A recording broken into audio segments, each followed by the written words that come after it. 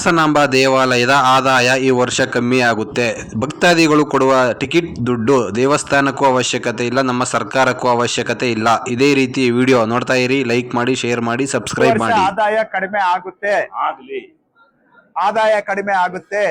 ಆದ್ರೆ ಭಕ್ತಾದಿಗಳು ಕೊಡುವ ಟಿಕೆಟ್ ದುಡ್ಡು ಮೇಲೆ ದೇವಸ್ಥಾನ ನಡೆಸುವಂತ ಅವಶ್ಯಕತೆ ದೇವಸ್ಥಾನಕ್ಕೂ ಇಲ್ಲ, ಸರ್ಕಾರಕ್ಕೂ ಇಲ್ಲ.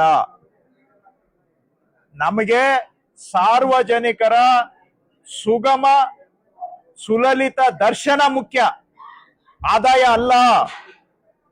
ಬರೋ ಆದಾಯ ಗೌರವದಿಂದ ಸ್ವೀಕಾರ ಮಾಡ್ತೇವೆ, ಆದ್ರೆ ಈ ಆದಾಯದ ಮೇಲೆ ನಾವು ಯಾರು ಕೂಡ ದೇವಸ್ಥಾನನೂ ನಡೆಸಬೇಕಾಗಿಲ್ಲ, ನಮ್ ಜೀವನನೂ ನಡೆಸಬೇಕಾಗಿಲ್ಲ, ಸರ್ಕಾರಕ್ಕೂ ಬೇಕಾಗಿಲ್ಲ.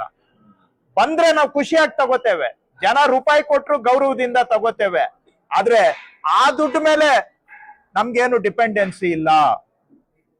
ನಿಮ್ಗೆ ಲಾಡು ಖರ್ಚು ನಮ್ ಮೇಲೆ ಬಂದ್ರು ಪರವಾಗಿಲ್ಲ, ನಾವು ಕೈಯಿಂದ ಹಾಕೋತೀವಿ, ಇಲ್ಲ ಸರ್ಕಾರದಿಂದ ಕೊಡ್ತೀವಿ, ಏನ್ ತೊಂದ್ರೆ ಇಲ್ಲ. ಎಸ್, ಈಗ ಟಿಕೆಟ್ ಸೇಲ್ಸ್ ಕಮ್ಮಿ ಆಗಿದೆ, ಯಾಕಂದ್ರೆ ಫ್ರೀ ದರ್ಶನ ಫಾಸ್ಟ್ ಆಗಿ ಆಗ್ತಾ ಇದೆ, ಫ್ರೀ ದರ್ಶನ ಫಾಸ್ಟ್ ಆಗಿ ಆಗ್ತಾ ಇದೆ. VIP ಪಾಸ್ಗಳು ಕಟ್ಟಾದ್ರೂ ಕೂಡ ನಾವು ಅನ್ಕೊಂಡ್ವಿ 1000 ರೂಪಾಯಿ ಸೇಲ್ಸ್ ಜಾಸ್ತಿ ಆಗುತ್ತೆ, 300 ರೂಪಾಯಿ ಸೇಲ್ಸ್ ಜಾಸ್ತಿ ಆಗುತ್ತೆ ಅಂತ. ಆದ್ರೆ ಅನುಕೂಲಸ್ಥರು ಕೂಡ ಭಕ್ತಿ ಭಾವನೆಯಿಂದ ಧರ್ಮ ದರ್ಶನದಲ್ಲಿ ಬರ್ತಾ ಇದ್ದಾರೆ, ಅನುಕೂಲಸ್ಥರು ಕೂಡ. ಸೊ ಜನಕ್ಕೆ ಒಳ್ಳೇದಾದ್ರೆ ಆದಾಯ 100ಕ್ಕೆ 100 ನಿಂತೋದ್ರೂ ಪರವಾಗಿಲ್ಲ, ಜನಕ್ಕೆ ಒಳ್ಳೇದಾಗ್ಲಿ ಸಾಕು. ಈ ಹಾಸನಕ್ಕೆ, ಜಿಲ್ಲೆಗೆ, ಹಾಸನ ನಗರಕ್ಕೆ ಒಳ್ಳೆ ಹೆಸರು ಬರ್ಲಿ ಸಾಕು. ಹಾಸನಕ್ಕೆ ಹೋಗಿ ಚೆನ್ನಾಗಿ ದೇವಿ ದರ್ಶನ ಆಯ್ತಪ್ಪ ಅಂತ ಖುಷಿಯಾಗಿ ಹೋದ್ರೆ ಬಹುಶಃ ಅದಕ್ಕಿಂತ ಈ ಜಿಲ್ಲೆಗೆ ಇನ್ನೇನ್ ಶ್ರೇಯಸ್ಸು, ಅದಕ್ಕಿಂತ ನಾವ್ ಇನ್ನೇನ್ ಬಯಸ್ಲಿಕ್ಕೆ ಸಾಧ್ಯ.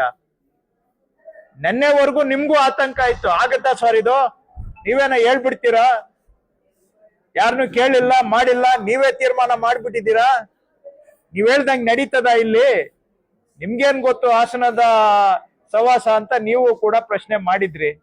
ಆದ್ರೆ ಈಗ ನೀವು ನಮ್ಗೆ ಸಪೋರ್ಟ್ ಆಗಿ ನಿಂತಿದ್ದೀರಾ, ಸಂತೋಷ. ಏನೋ ಒಂದು ಬದಲಾವಣೆ ತಂದಾಗ ಆತಂಕ ಇರುತ್ತೆ, ನಿಮ್ ಆತಂಕ ನನ್ಗೆ ಅರ್ಥ ಆಗುತ್ತೆ. ಆದ್ರೆ ನಾವು ಮಾಡ್ತಾ ಇರೋದು ಇದ್ರಲ್ಲಿ ಯಾರಿಗೂ ಕೂಡ ನಮ್ಮ ಸ್ವಂತಕ್ಕೆ ಏನಾದ್ರೂ ಬದಲಾವಣೆ ಮಾಡ್ತಾ ಇದ್ದೀವ? ಯೋಚನೆ ಯಾರಿಗೋಸ್ಕರ ಮಾಡ್ತಾ ಇದ್ದೀವಿ? ಜನರಿಗೋಸ್ಕರ. ಸರ್ಕಾರ ಇರೋದು ಜನಕ್ಕಾಗಿನ ಅಥವಾ ಅಧಿಕಾರಸ್ಥರಿಗಾಗಿನ? ಜನ ನೆಮ್ಮದಿಯಾಗಿ ಬಂದು ಹೋಗ್ತಾ ಇದ್ದಾರೆ, ನೀವು ಕಂಡಿದ್ದೀರಾ. ಈಗ 3 ದಿನದಿಂದ ಎಲ್ಲಾ ಕಾರ್ಯಕ್ರಮ ನಡೆದಿದೆ, ನಿಮ್ಗೆ ಈಗೋ ಕನ್ವಿನ್ಸ್ ಆಗಿದೆ ಅಂತ ನಾನು ಅನ್ಕೊಳ್ತೇನೆ. ಸಾಧ್ಯ ಇದು ಹೌದು ಅಂತ, ಯಾಕಂದ್ರೆ ನಿನ್ನೆ ಬೆಳಿಗ್ಗೆವರೆಗೂ ನಿಮ್ಗೂ ಅನುಮಾನ ಇತ್ತು ಇದೆಲ್ಲ ಸಾಧ್ಯನಾ ಅಂತ. ಈಗ ವಾಸ್ತವಾಂಶ ನಿಮ್ ಕಣ್ಣು ಮುಂದೆ ಇದೆ, ತೀರ್ಪು ನಿಮ್ಮದು, ನಮ್ದೇನ್ ಅದ್ರ ಬಗ್ಗೆ ಏನಿಲ್ಲ.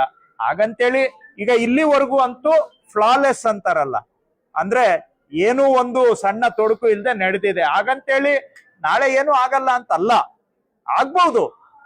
ಆದ್ರೆ ನಾವು ಕೂಡ ಮೈಯೆಲ್ಲ, ನಾನು ಅಧಿಕಾರಿಗಳಿಗೆ ಅದೇ ಹೇಳಿದ್ದೀನಿ, ಮೈಯೆಲ್ಲ ಕಿವಿಯಾಗಿ ಕಣ್ಣಾಗಿ ಕೆಲಸ ಮಾಡ್ಬೇಕು ಅಂತ ಹೇಳಿದೆ. ಮೈಯೆಲ್ಲ ಕಿವಿಯಾಗಿ ಕಣ್ಣಾಗಿ ಪಂಚೇಂದ್ರಿಯಗಳು ಕೂಡ ಕೆಲಸ ಮಾಡ್ಬೇಕು. ಯಾಕೆ ಅಂದ್ರೆ ಏನಾದ್ರೂ ಸಮಸ್ಯೆ ಆದ್ಮೇಲೆ ಹೋಗಿ ಪರಿಹಾರ ಮಾಡೋದಲ್ಲ, ಸಮಸ್ಯೆ ಆಗ್ತಾ ಇರೋದನ್ನ ಹುಡುಕಿ ಆಗದಂಗೆ ಮಾಡಿದ್ರೆ ಅದರಲ್ಲಿ ಜವಾಬ್ದಾರಿ ಸ್ಥಾನದಲ್ಲಿ ಇರೋರ್ದು ಕರ್ತವ್ಯ ಮಾಡ್ದಂಗ ಆಗತ್ತೆ. ಇವಾಗ 2-3 ದಿನ ಚೆನ್ನಾಗಿ ನಡೆದಿದೆ, ನಾಳೆ ಏನು ಆಗಲ್ಲ ಅಂತಲ್ಲ, ಆದ್ರೆ ನಾವು ಎಚ್ಚರಿಕೆಯಿಂದ ಇದ್ದೇವೆ, ನಾವು ಮೈಮರಿಲಿಕ್ಕೆ ಸಾಧ್ಯ ಇಲ್ಲ. ನಿಮ್ ಸಹಕಾರನು ಇರ್ಲಿ, ಏನಾದ್ರು ಇದ್ರೆ ನಮ್ ಗಮನಕ್ಕೆ ತಗೊಂಡ್ ಬನ್ನಿ. ಒಟ್ಟಾರೆ ಜನಕ್ಕೆ ಒಳ್ಳೇದಾದ್ರೆ ನಿಮ್ಗೂ ಖುಷಿ, ನಮ್ಗೂ ಖುಷಿ, ಅಷ್ಟೇ. ನೀವು ಬಯಸೋದು, ನಾವು ಬಯಸೋದು ಆಗ್ತಾ ಇದೆ ಅಂತ ನಾನು ಅನ್ಕೊಂಡೆ. Thank you.